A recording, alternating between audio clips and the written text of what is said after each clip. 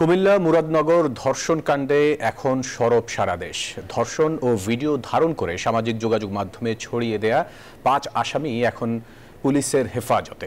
অভিযুক্তদের আদালতে তোলা হবে আজ। এদিকে চাঞ্চল্যকর ধর্ষণ কাণ্ডের মূল রহস্য ধীরে ধীরে উদ্ঘাটিত হচ্ছে।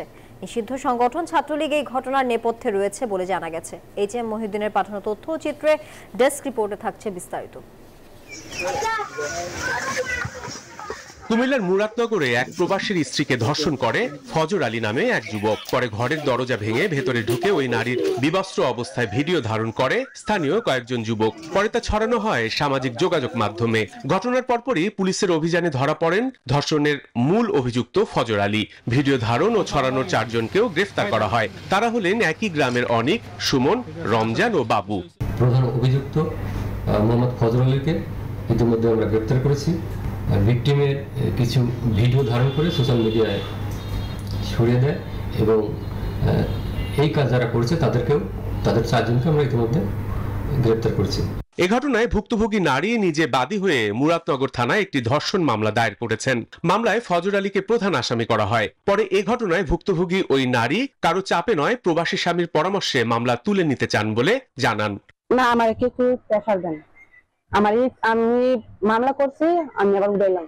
মায়ের খোলার বাপে গেছে তোর যখন মান সমান গেছে গো, কেস কল পাইতি না কোনো কল পাইতি না। তো এ বিষয়ে রামচন্দ্রপুর দক্ষিণ ইউনিয়নের চেয়ারম্যান গোলাম কিবরিয়া খোকন বলেন, এটা স্রেফ একটা পরকীয়ার ঘটনা। বৃহস্পতিবার ফজর আলী ওই বাড়ির দিকে রওনা করলে ইউনিয়ন ছাত্রলীগের সভাপতি সুমনের নেতৃত্বে ছাত্রলীগের বেশ কয়েকজন নেতাকর্মী ফাঁদ পেতে ফজর আলীকে হাতে নাতে ধরেন। পরে ওই ফজর আলী সহ ওই নারীর আপত্তিকর ভিডিও ধারণ করে সামাজিক যোগাযোগ মাধ্যমে ছড়িয়ে দেওয়া হয়। একটা পরকীয় ঘটনা এবং ওই বিষয় থেকে টাকা লেনদেন আছে ফজর আলীর।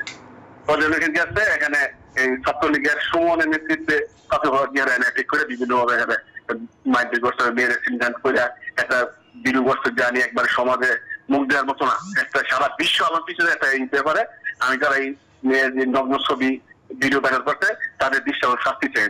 ফজর আলী সবার ব্যানারে তাই দেখবেন, সে যে সুবিধাবাদী লোক। আমার জানার মতো সে বিএনপির কিছু না, বিএনপির সাথে জড়িত নাই, আগেও ছিল না, এখনো নাই।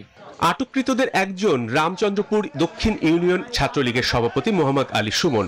জানা যায় তার নেতৃত্বে নির্যাতিত ওই নারীর আপত্তিকর ভিডিও ধারণ করা হয়। ধর্ষণের ঘটনায় কুমিল্লার রানীর বাজার থেকে একটি প্রতিবাদ মিছিল বের করা হয়। Desk report, news 24।